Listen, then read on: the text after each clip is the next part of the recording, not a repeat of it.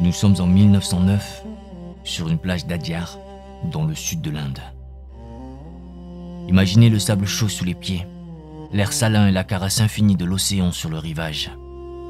Un homme marche là, un Britannique influent, nommé Charles Leadbeater.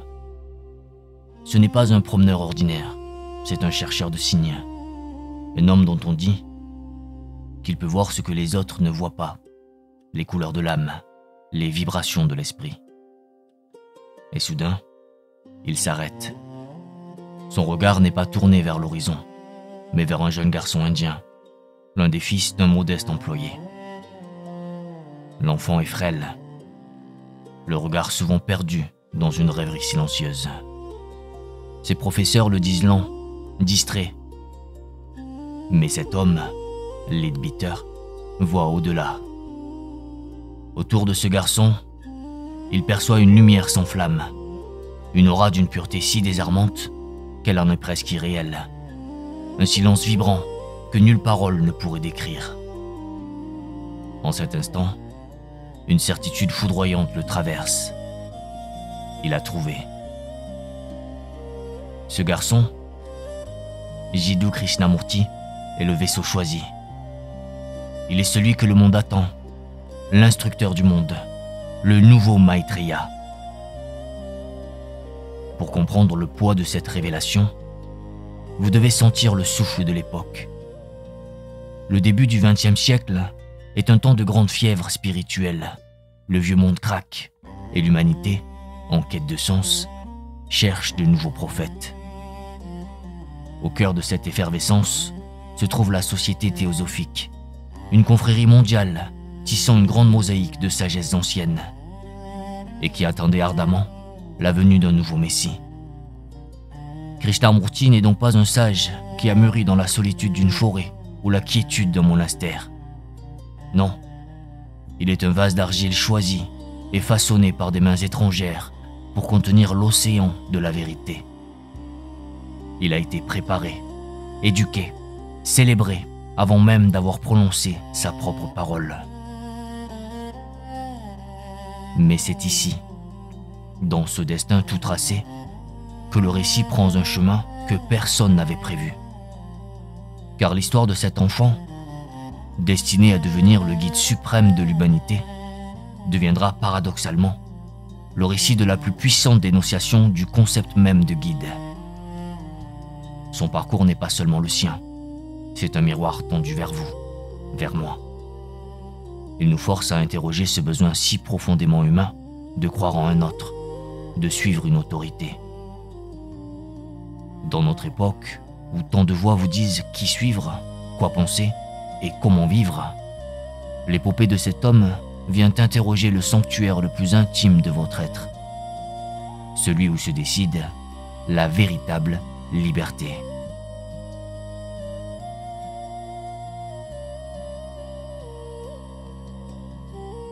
Une fois l'enfant désigné, on entreprit de sculpter son esprit comme un artisan façonne le bois précieux.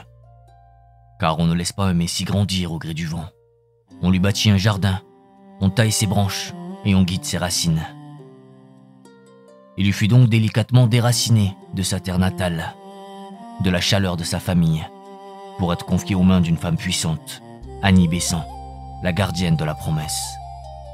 Elle devint sa mère adoptive, et le monde, sa nouvelle salle de classe. Je vous parle d'un voyage qui n'était pas seulement celui d'un bateau traversant les océans de l'Inde vers l'Angleterre. C'était le voyage d'une âme que l'on transportait d'un univers à un autre, des brumes mystiques de l'Orient à la logique rigoureuse de l'Occident. On lui apprit les langues, les manières, l'art de parler à des foules qui ne lui ressemblaient pas. On voulait polir la pierre brute pour qu'elle puisse refléter toutes les lumières du monde. Chaque leçon, chaque livre, chaque conversation était une brique de plus dans le temple qu'on érigeait pour lui. Et autour de ce temple vivant, une organisation immense vit le jour, l'ordre de l'Étoile d'Orient. Imaginez une constellation humaine, des dizaines de milliers de regards tournés vers un seul jeune homme, attendant de lui la parole qui éclaire, le geste qui guérit. Il était le centre d'un univers en attente, le dépositaire d'un espoir infini. Mais je vous le demande, quel poids fait peser l'attente d'un monde sur les épaules d'un seul être? Quand tant de gens vous voient comme un sauveur, comment trouver le chemin pour simplement être vous-même? C'est alors que la vie, et non la doctrine, vint lui donner sa plus terrible et sa plus précieuse leçon. Il avait un frère, Nitya, son ancre dans le monde, son refuge. Nitya était le seul miroir qui ne lui renvoyait pas l'image du maître, mais simplement le visage de son frère. Or, Nitya tomba gravement malade. Les plus grands maîtres, les guides spirituels qui veillaient sur le destin de Krishnamurti, lui firent une promesse sacrée.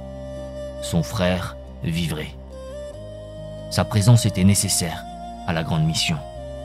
La foi de Krishnamurti reposait sur cette parole. Mais la parole des hommes, même des plus sages, se brise parfois contre le silence de la réalité. En 1925, Nitya s'éteignit, et avec lui, quelque chose en Krishnamurti se brisa à jamais. Ce ne fut pas seulement la douleur d'un deuil, ce fut l'effondrement d'un monde. Les prophéties étaient vides, les promesses n'étaient que du vent. Pour la première fois, il se retrouva seul face à une souffrance pure. Une souffrance qu'aucune philosophie ne pouvait apaiser, qu'aucun maître ne pouvait expliquer. C'est dans ce creuset de la perte absolue que son véritable éveil commença. Il n'est pas né d'une vision céleste ou d'un texte sacré, mais du contact brut avec le réel. La douleur, dans son silence absolu, devint son seul et véritable maître.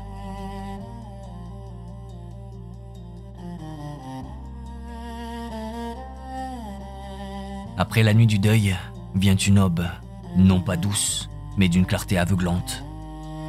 La vérité qui avait mûri en Krishnamurti, dans le silence de sa perte, devait maintenant être offerte au monde. Et pour cela, il choisit la plus grande scène qu'on lui avait bâtie. Imaginez ce jour d'été, le 3 août 1929, dans un camp à Omen, aux Pays-Bas. Des milliers de disciples sont là, venus de tous les continents. Ce sont les membres de son ordre, des âmes dévouées qui ont tout misé sur lui. L'air lui-même semble retenir son souffle, vibrant d'une attente presque douloureuse.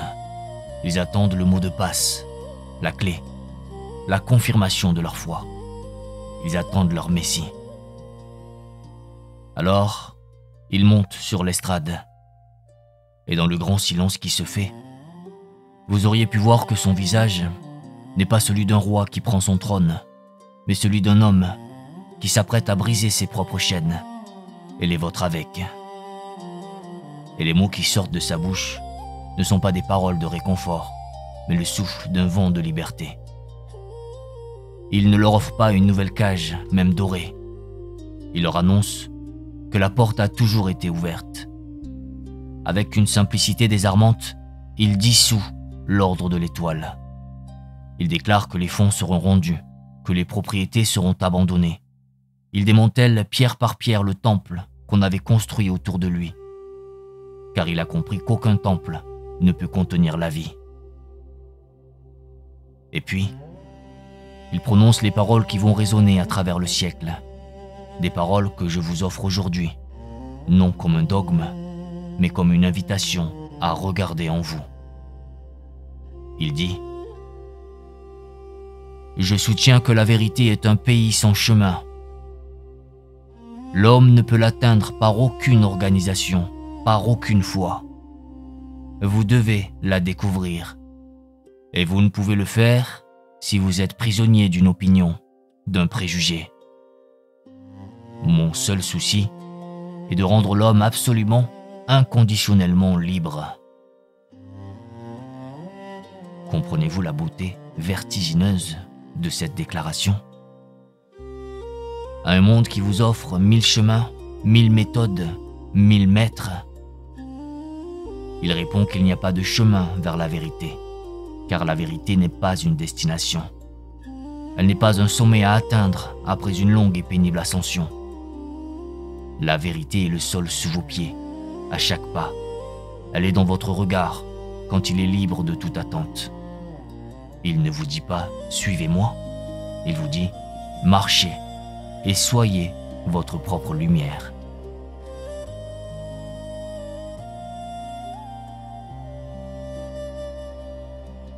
Maintenant qu'il avait renoncé au trône que le monde lui offrait, Krishnamurti tourna son regard vers le trône qui se trouve en chacun de vous, le siège de vos certitudes. Et il parla d'un fardeau que nous portons tous sans même en connaître le poids. Un vêtement invisible tissé des fils du temps. Il l'appelait le connu. Quand je vous parle du connu, n'entendez pas le savoir qui vous permet de bâtir une maison ou de lire un poème. Ce savoir-là est un outil, léger et utile. Non, le fardeau du connu est d'une autre nature. C'est la poussière fine de vos souvenirs, le poids de vos traditions, les cicatrices de vos blessures. Ce sont les étiquettes que le monde a posées sur vous et celles que vous avez acceptées sans y prendre garde. Ce connu agit comme une vitre déformante entre votre regard et la fleur qui s'offre à vous, entre votre cœur et le cœur de l'autre.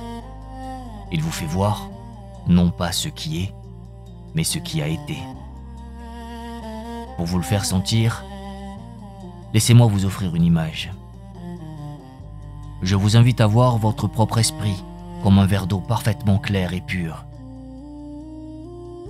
Au fil de votre vie, de fines particules sont venues s'y déposer. Ce sont les sédiments de vos expériences, les grains de vos croyances, les cendres de vos peurs. Quand la vie vous secoue, l'eau se trouble et vous ne voyez plus rien avec clarté. Alors, que faites-vous? Souvent, vous cherchez à ajouter quelque chose à l'eau, une nouvelle croyance, une nouvelle méthode, espérant que cela la purifiera. Mais vous ne faites qu'ajouter d'autres sédiments. Krishnamurti vous propose autre chose, d'une simplicité désarmante. Il vous invite à poser le verre et à simplement observer, sans juger, sans vouloir changer quoi que ce soit. Et dans cette observation silencieuse et bienveillante, vous verrez les sédiments se déposer doucement et l'eau, d'elle-même, retrouvera sa clarté. La véritable intelligence n'est pas dans l'agitation, mais dans cette quiétude attentive. Souvent, lors de ces causeries, une voix s'élevait dans l'assemblée, pleine d'une sincère angoisse. « Monsieur, comment puis-je atteindre cet état de paix? Comment puis-je me libérer ?» Et Krishnamurti, avec une infinie douceur, ne répondait jamais à la question. Il la retournait, comme on retourne une pierre précieuse pour en montrer toutes les facettes. Car il voyait que le véritable piège était contenu dans le premier mot, « comment ». Demander comment, c'est demander une méthode, une technique, un chemin tracé par un autre. C'est demander une nouvelle croyance, un nouveau sédiment à ajouter dans le verre d'eau. C'est demander à un autre la carte d'un pays qui n'existe qu'en vous. Sa réponse était de vous faire comprendre que la libération ne vient pas en suivant une nouvelle autorité, mais en comprenant pourquoi vous avez cherché une en premier lieu.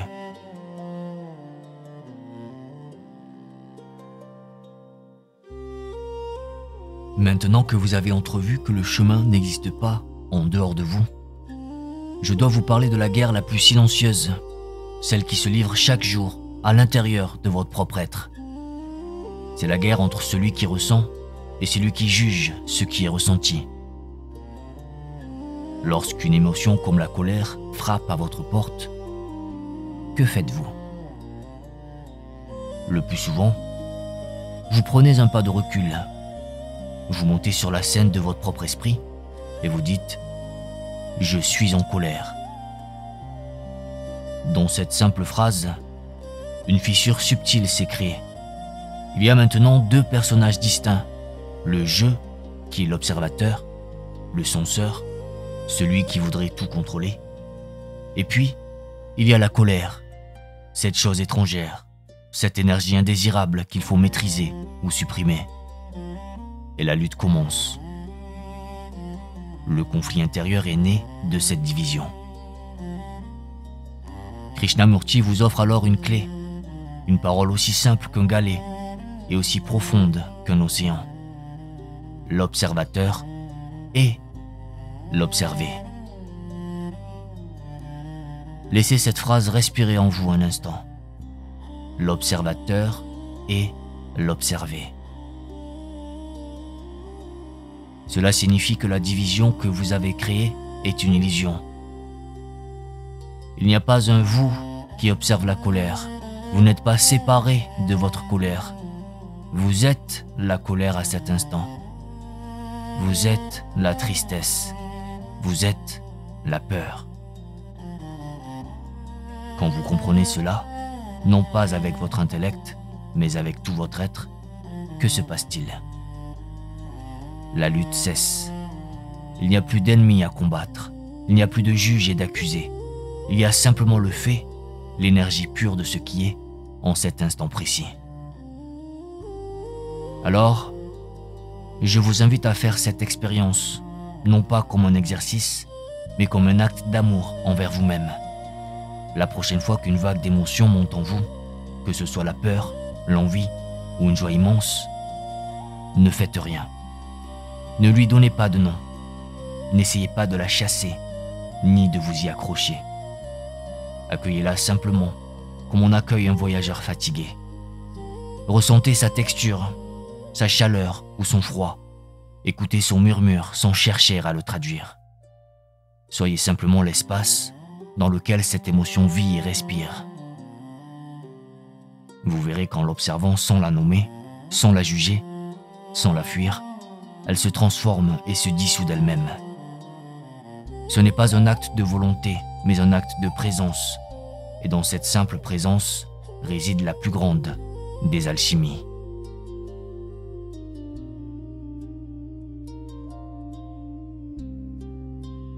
Au terme de ce voyage, que nous reste-t-il de cet homme qui refusa d'être un guide? Il ne vous a pas légué un système de pensée, une église de pierre ou un livre de loi. Il vous a offert quelque chose de bien plus précieux et de bien plus exigeant. Il vous a offert un miroir. Son message tout entier est une invitation à la plus radicale des souverainetés, celle de l'esprit. Il vous a invité à rejeter toute autorité extérieure en matière spirituelle, pour enfin devenir votre propre lumière. Son héritage, par conséquent, n'est pas gravé dans le marbre d'un dogme. Il ne porte pas son nom. Il est un murmure vivant. Vous le trouverez dans le silence des écoles qu'il a fondées, où l'on apprend à observer le monde avant de le nommer. Vous le sentirez dans l'œuvre de tant de penseurs et d'artistes dont il a tranquillement ouvert les fenêtres de la perception. Et dans notre monde, si prompt à tracer des frontières entre les êtres, à vous couvrir d'étiquettes, son appel à regarder au-delà de tous les masques pour voir l'humain qui respire en dessous, cet appel résonne aujourd'hui avec la clarté d'une cloche en haute montagne.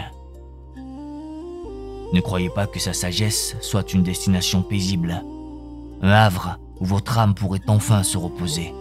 Non. C'est un questionnement vivant, un chemin qui se crée sous vos propres pas.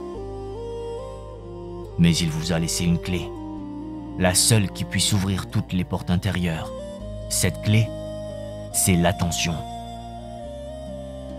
Non pas la concentration tendue d'un archer, mais la conscience détendue d'un lac qui reflète le ciel sans chercher à le retenir. C'est une écoute profonde de vous-même et du monde. C'est une flamme silencieuse qui, si vous la protégez des vents de l'agitation, peut illuminer jusqu'aux recoins les plus secrets de votre être. Alors, plutôt que de suivre ces mots comme des commandements, il vous invite à les mettre à l'épreuve, ici et maintenant, dans le seul laboratoire qui compte, celui de votre propre vie. Car son ultime enseignement est peut-être le plus simple de tous. La seule révolution qui puisse véritablement changer le monde est la plus silencieuse et la plus profonde des révolutions, celle qui a lieu en vous. Merci. Je vous remercie chaleureusement pour votre temps et pour la qualité de votre silence. Merci d'avoir partagé ce voyage au cœur d'une pensée qui ne cherche pas à vous enchaîner, mais à vous rendre à votre propre et infinie liberté.